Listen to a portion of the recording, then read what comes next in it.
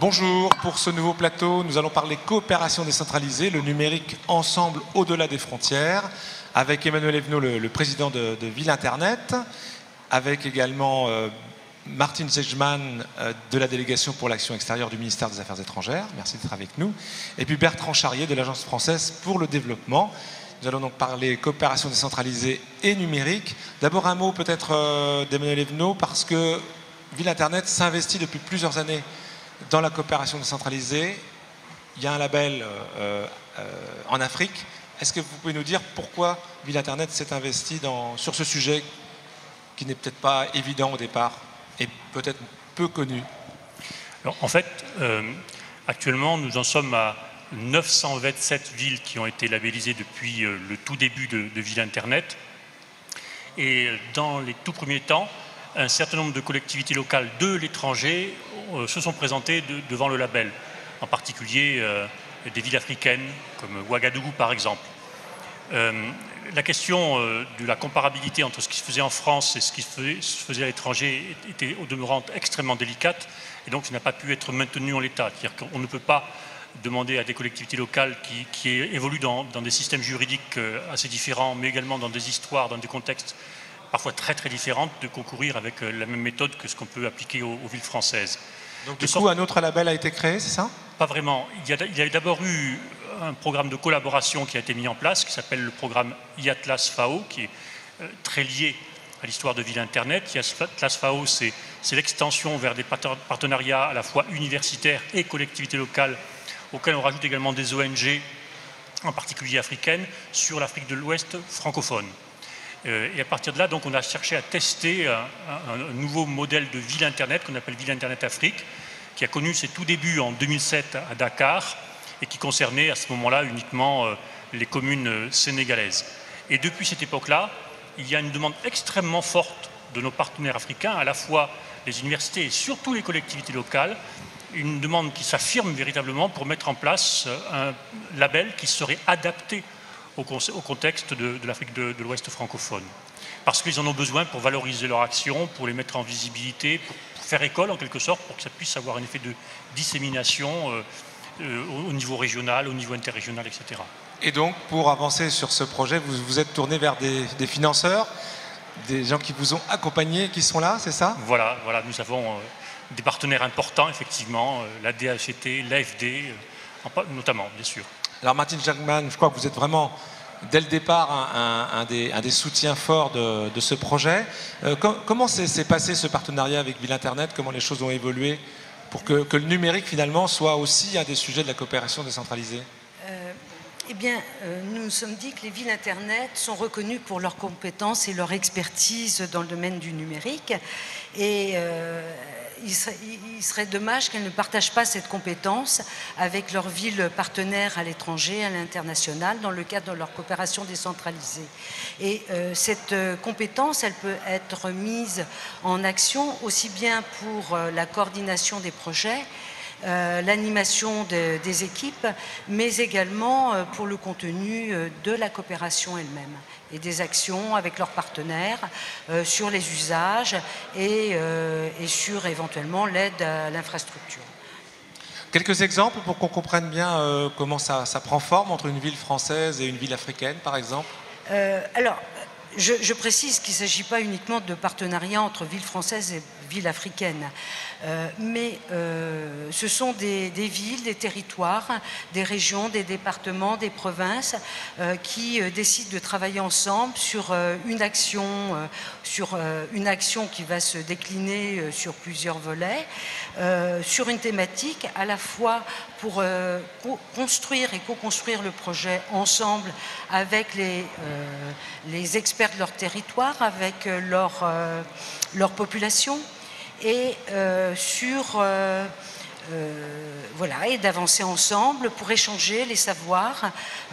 Pour prendre des exemples, ça peut être des rapprochements entre des lycées, des universités.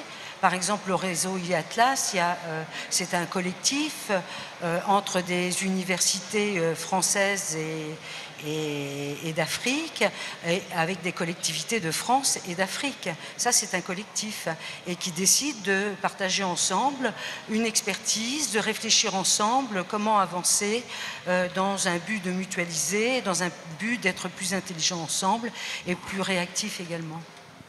Alors, Bertrand Charrier, vous avez également soutenu le programme. Quelle est votre application à l'Agence française de développement dans ces programmes ? Il faut bien voir que la question de l'accès à Internet est un problème important en Afrique francophone et dans d'autres pays. Il y a simplement en priorité les pays qui sont côtiers, Côte d'Ivoire, Sénégal, qui ont accès au câble sous-marin qui fait le tour de l'Afrique. Donc c'est plus difficile pour les pays enclavés comme le Niger, le Mali, le Burkina Faso. Et donc le travail que fait Ville Internet, ça aide aussi à pousser les opérateurs à investir, parce que c'est du plaidoyer, il faut faire du plaidoyer pour que l'accès à Internet se généralise. Alors, on parle beaucoup du téléphone portable, hein, et c'est vrai aussi qu'il y a des applications qui se mettent en place grâce au téléphone portable. Et donc l'entrée par les villes est très importante parce que c'est le premier maillon de la démocratie, c'est le premier maillon du partage du savoir et de la connaissance. Et donc le travail de Ville Internet n'est pas facile, hein, dans un certain nombre de pays, même difficile, parce que soit il y a un problème d'accès à l'électricité et accès au réseau. Donc l'AFD veut pousser dans ce domaine-là. On a des programmes importants d'électrification rurale, on a aussi par notre filière Proparco, on finance du câble et des opérateurs. Donc on a besoin de cet environnement favorable pour pousser et pour que ces investissements soient faits le plus rapidement possible, parce que il faut connecter l'Afrique à Internet et connecter au monde, quoi. Alors Emmanuel Evenot, quand même, complétons un petit peu le schéma général, encore avec quelques exemples et peut-être d'autres pays. Qu'est-ce que le numérique permet, j'allais dire, de plus en matière de coopération décentralisée aujourd'hui ? Il y a 15 ans, quand on parlait de la relation entre Internet et le développement, on en parlait de façon très idéologique, comme si Internet c'était ce qui allait permettre le saut technologique, finalement l'économie de la phase d'industrialisation pour les pays qui étaient restés à l'écart. Maintenant, on a une vision beaucoup plus pragmatique, beaucoup plus saine, en fait. C'est-à-dire que Internet ne permet pas le développement, l'absence d'Internet interdit ou complique considérablement le développement. Donc en fait, ça devient une condition nécessaire, mais ce n'est pas forcément un outil qui va forcément déclencher les choses. Simplement, ça permet effectivement de reconstruire des bases ou d'élaborer des bases de développement qui sont a priori plus saines que si ça n'existe pas. Alors, qu'est-ce que vous avez déclenché ? Voilà, pour reprendre. Nous déclencher, non. En fait, je crois que l'opération, que ce soit Ville Internet, son partenariat avec IATLAS FAO, et puis l'éventualité de la mise en place d'un projet Ville Internet Afrique, ce n'est jamais que l'accompagnement d'un processus qui est extrêmement présent sur place. C'est-à-dire qu'en fait, il y a une chose qui est tout à fait évidente pour ceux qui observent ce qui se passe en Afrique, c'est qu'on a maintenant une mutation assez importante qui est là, qui va dans le sens de l'urbanisation de l'Afrique. Bon. L'urbanisation de l'Afrique, ça veut dire la mobilité des gens, ça veut dire les transplantations d'un certain nombre d'individus du monde rural vers le monde urbain, etc. Et ça passe en particulier par la mise en place de ce type d'outils qui permettent l'accompagnement de ces mouvements de population. Ça, c'est absolument fondamental. De la même façon, maintenant, les campagnes sont reliées et doivent être reliées de plus en plus aux activités des villes parce que c'est une condition de survie.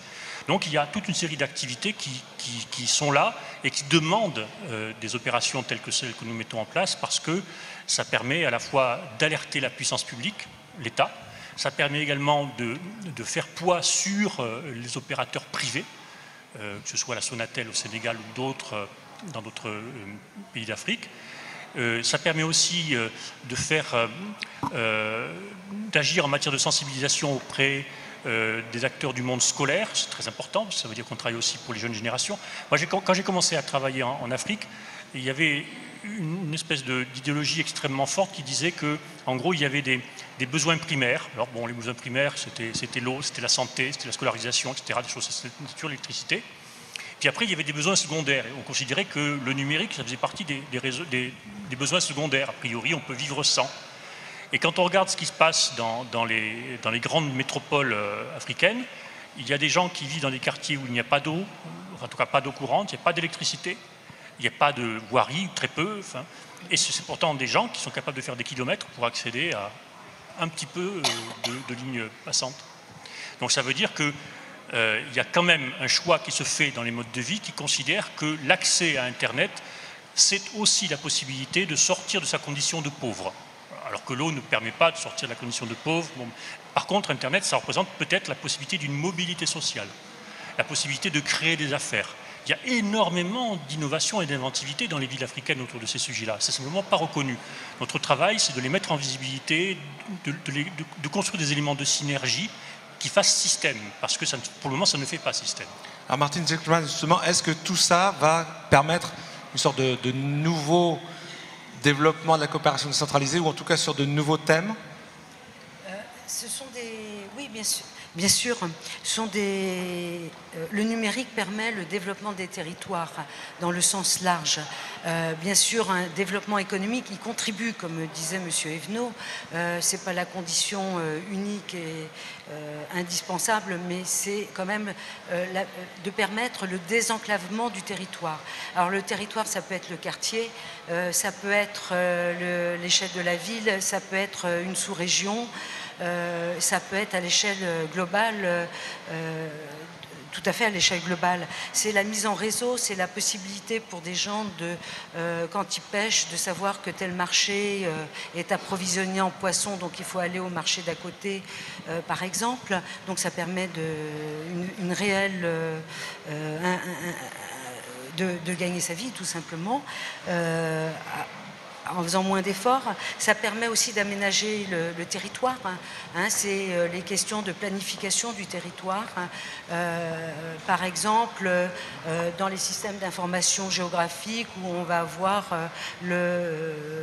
la localisation des points de déchets, enfin, sur une ville. Donc c'est aussi une meilleure gestion des services publics, une meilleure gestion des services publics, du service de la ville. C'est aussi une meilleure visibilité de ces services. Et c'est aussi une entrée dans une démocratie plus participative. Et donc tout ça, c'est de la visibilité à l'échelle politique, mais à l'échelle également de la planète. Bertrand Charrier, quels sont justement les projets qui vous inciteront le plus à les financer, à les soutenir? Nous, on finance des villes, on finance des programmes portés par l'État, les États. Et pour répondre, en fait, il faut répondre aux besoins. Et les besoins, M. Evenot en parlait, il faut quand même manger, boire, se nourrir, se loger, être en bonne santé. C'est quand même... mais l'ensemble aussi s'accompagne de qualité de vie. Alors les services qui sont rendus par les villes, c'est l'état civil. Le problème de recensement, c'est très important. L'état civil, quand vous avez des gens qui se déplacent pour des raisons internes de migration ou qui vont à l'étranger pour récupérer un certificat d'état civil, c'est très compliqué. Donc s'il y a une numérisation de tout ça, ça facilite beaucoup le travail et la vie des gens. Et donc il y a aussi des besoins primaires en matière de numérique. Exactement.